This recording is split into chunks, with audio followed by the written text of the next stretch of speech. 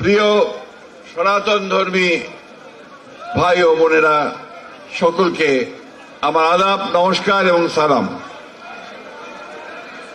আমরা আজকে এখানে যে মহান অবতার ভগবানের জন্ম অনুষ্ঠান পালন করবার জন্য উপস্থিত হয়েছি।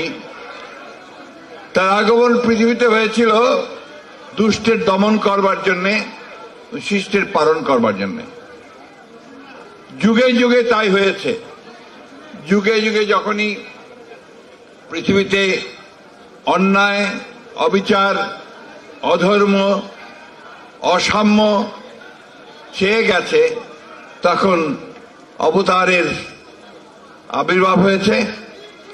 আমাদের ধর্মে নবীর আবির্ভাব হয়েছে। তারা মানব জাতিকে সঠিক পথে চলার পথ দেখিয়েছেন, আহ্বান জানিয়েছেন এবং সকলকে ভালো পথে নিয়ে যাওয়ার চেষ্টা করেছেন।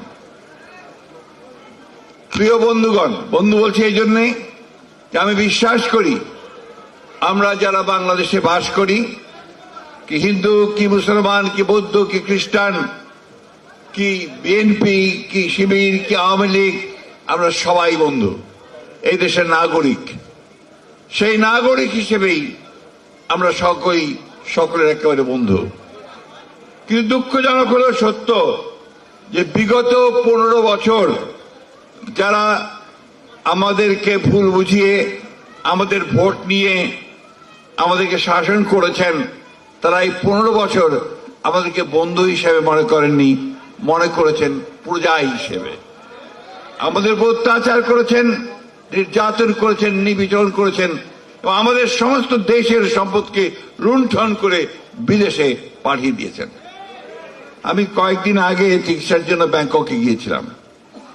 ব্যাংকক গিয়ে আমি আমার বন্ধুদের কাছে শুনলাম যে ওখানে এখন ব্যাংককের সবচেয়ে যেগুলো আপনার অভিজাত এলাকা, সেই অভিজাত এলাকাগুলোতে বাড়ি ভাড়ার ধুম পড়ে গেছে। সেই বাড়িগুলো ভাড়া করছেন সমস্ত আওয়ামী লীগের বিতাড়িত নেতৃবৃন্দ এবং তারা একটা যে গাড়ি কিনছেন, সেই গাড়িগুলো কোনোটাই আপনার 2 কোটি 3 কোটি টাকার কমে নয়। এটা কোত্থেকে গেল? এই দেশের সম্পদকে তারা পাচার করেছেন। আপনারা সবাই জানেন, এটা নতুন করে বলার কিছু আমি বলতে চাই না। শুধু এইটুকু বলতে চাই যে আওয়ামী লীগ শেখ হাসিনার নেতৃত্বে বাংলাদেশের সমস্ত গণতান্ত্রিক যে কাঠামো, সে কাঠামো ভেঙে ধ্বংস করে দিয়েছে। আওয়ামী লীগ দেশের সম্পদকে লুণ্ঠন করে বিদেশে পাচার করে দিয়েছে। প্রায় 88 লক্ষ কোটি টাকা তারা বিদেশে পাচার করেছে। মানে আমাদের সম্পদ বলতে আর কিছু নেই, সব পাচার হয়ে গেছে। আমাকে একজন অর্থনীতিবিদ জিজ্ঞেস করছিলেন যে দেখে শুনে তো মনে হচ্ছে যে এর পরে তোমরাই রাষ্ট্র পরিচালনার দায়িত্বে আসবে, জনগণ তোমাদের উপরে আস্থা রাখবে, তো তোমরা দেশ চালাবে কোত্থেকে? কারণ টাকাতে সব পাচার হয়ে গেছে। অর্থাৎ আমাদের দেশের অর্থনীতির অবস্থা কি করুণ করেছে, সেই জিনিসটাই শুধু আমি আপনাদেরকে বললাম। বন্ধুগণ, আজকে 1971 সালের স্বাধীনতা যুদ্ধের শহীদদের কথা স্মরণ করতে চাই, বারবার চাই। এই জন্য চাই যে 1971 সাল আমাকে একটা স্বাধীন দেশ দিয়েছিল, ভূখণ্ড দিয়েছিল, আমাকে একটা স্বাধীন সত্তা দিয়েছিল এবং সেই জন্য আমি আজকে আমার অস্তিত্ব আছে, আমি টিকে আছি। আমি স্মরণ করতে চাই 24শে জুলাই, আগস্টের শহীদদেরকে, কারণ তারা আমাদেরকে একটা নতুন একটা গণতন্ত্রের স্বপ্ন দেখতে শিখিয়েছে, তাই না? স্বপ্ন দেখার সুযোগ করে দিয়েছে। এই দুটো জিনিস কিন্তু আমাদের মাথায় রাখতে হবে। আজকে একটা প্রচ্ছন্ন একটা প্রচেষ্টা আছে 71কে ভুলিয়ে দেওয়ার। এটার বিরুদ্ধে কিন্তু আমাদেরকে সমস্ত বাংলাদেশের নাগরিককে তাদেরকে ঐক্যবদ্ধ হতে হবে। 24শে জুলাইয়ের আগস্ট যেভাবে আপনার সত্য, ঠিক একইভাবে সত্য কিন্তু 71-এর 9 মাসের মুক্তিযুদ্ধ। সেই মুক্তিযুদ্ধের ঘোষণা দিয়েছিলেন কে? শহীদ প্রেসিডেন্ট জিয়াউর রহমান, আমাদের দলের প্রতিষ্ঠাতা। আজকে একটা নতুন করে কথা উঠছে, ষড়যন্ত্র চলছে যে আপনার বাংলাদেশে আপনার এখানে এক ধরনের উগ্রবাদ মাথা চালা দিয়ে উঠছে। এই উগ্রবাদকে মাথা চালা দিয়ে উঠতে দেওয়া যাবে না বন্ধুগণ। তাহলে আমাদের বাংলাদেশের যে আত্মা, যে সোল, সেই অস্তিত্ব আমাদের রক্ষা পাবে না। এই কথাটা আমাদের সবাইকে মনে রাখতে হবে। আমি কথাটা আজকে এই জন্য আরো বেশি করে বলছি যে এইখানে আপনাদের সকলকে বিভক্তি বিভাজনের রাজনীতি কেউ করবেন না। অতীতে যা হয়েছে হয়েছে। এখন বাংলাদেশের অস্তিত্বের জন্য, বাংলাদেশকে টিকিয়ে রাখার জন্য, বাংলাদেশের সামনে নেওয়ার জন্য, বাংলাদেশ আরো উন্নত করবার জন্য আমাদেরকে সবাইকে ঐক্যবদ্ধ হয়ে কাজ করতে হবে। আপনারা দেখেছেন যে এই আন্দোলনের পরে আজকে আমাদের নেতা তারেক রহমান সাহেব, তিনি নির্যাতিত হয়ে, নিপীড়িত হয়ে, নির্বাসিত হয়ে বিদেশে ছিলেন। সেখানে থেকে তিনি আমাদেরকে নেতৃত্ব দিয়েছেন। সব সময় যে ডাক দিয়েছেন, সেই ডাকটি হচ্ছে ঐক্যের ডাক, সমস্ত বাংলাদেশিদের ঐক্যের ডাক। এই ঐক্য দিয়ে আমাদেরকে আমাদের স্বাধীনতা রক্ষা করতে হবে। তিনি বলেছেন এবারের সংগ্রামটা হচ্ছে আমাদের স্বাধীনতা রক্ষার সংগ্রাম। সেই স্বাধীনতা রক্ষার জন্য কাজ আমরা শুরু করেছি। আপনারা জানেন যে বাংলাদেশ জাতীয়তাবাদী দল, আমার নেতা তারেক রহমানের নেতৃত্বে 31 দফা কর্মসূচি দেওয়া হয়েছে। এই কথাটা কিন্তু আমরা বারবার বলছি এই জন্যে যে অনেকে বলে আমরা নাকি সংস্কার চাই না, আমাদের প্রতিপক্ষরা বলার চেষ্টা করে।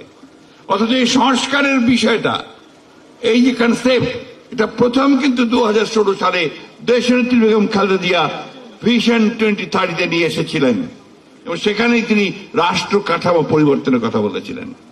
তারপরে আমরা সমস্ত অন্যান্য দলগুলোর সঙ্গে আলোচনা করে আমাদের নেতা যারা তারেক রহমান সাহেব, তার নেতৃত্বে, তার নির্দেশে আমরা 31 দফা কর্মসূচি জাতির সামনে উত্থাপন করেছি এবং সেই 31 দফা নিয়ে আমরা গ্রামে গঞ্জে তার নির্দেশে ছুটে গিয়েছি।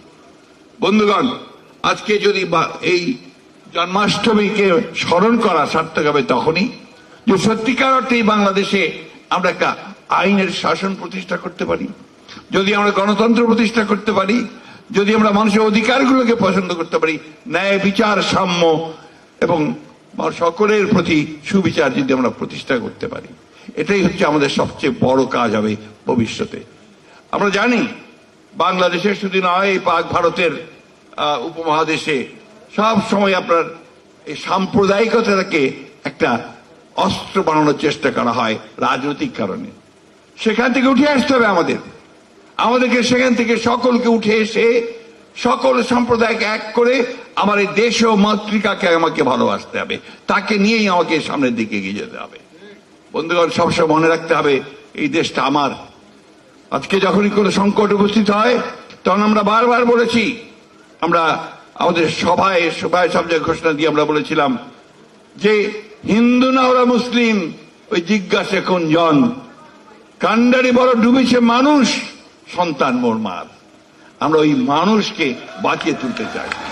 আজকে সেই জন্যই হিন্দু, মুসলমান, বৌদ্ধ, খ্রিস্টান সকলকে নিয়ে একসাথে আমাদেরকে তারেক রহমানের নেতৃত্বে একটি এমন বাংলাদেশ গড়ে তুলতে হবে যে বাংলাদেশ অর্থে, সম্মতে সমৃদ্ধ হবে, যে বাংলাদেশ এখানে হিন্দু, মুসলমান, বৌদ্ধ, খ্রিস্টানের মধ্যে কোনো ভেদাভেদ থাকবে না, যে বাংলাদেশে আমরা সত্যের প্রতিষ্ঠা, ন্যায় বিচার প্রতিষ্ঠা এবং মানবিক মূল্যবোধগুলোকে প্রাধান্য দিতে পারবো। এটাই হোক আজকের দিনে আমাদের এই মহান দিনটিকে স্মরণ করবার সবচেয়ে উত্তম পন্থা। আপনাদের সকলকে অসংখ্য ধন্যবাদ। কষ্ট করে এসেছেন অনেক দূর থেকে, যখনই আমরা ডাকি আপনারা আসেন। সেই আমাদের দেশের বেগম খালেদা জিয়া থেকে শুরু হয়েছে, তখন থেকে তিনি জন্মাষ্টমীতে আপনাদের সবাইকে ডাকেন। আমাদের নেতা তারেক রহমান সাহেব সেই একইভাবে ডাকছেন, আপনাদের কথা বলছেন, মত বিনিময় করছেন। আসুন আজকে আমরা তার বক্তব্যগুলো শুনি এবং সেই বক্তব্য শুনলেই আপনারা বুঝতে পারবেন যে কতটা অসাম্প্রদায়িক চিন্তা ভাবনার মধ্য দিয়ে এই বিএনপি গঠিত হয়েছে। বিএনপির একমাত্র লক্ষ্য হচ্ছে একটাই, সেটা হচ্ছে যে রেইনবো নেশন প্রতিষ্ঠা করা, অসাম্প্রদায়িক বাংলাদেশ তৈরি করা। আমরা কোনো সাম্প্রদায়িকতায় বিশ্বাস করি না। আমাদের কাছে সবার আগে বাংলাদেশ, সবার আগে বাংলাদেশ, সবার আগে। ধন্যবাদ।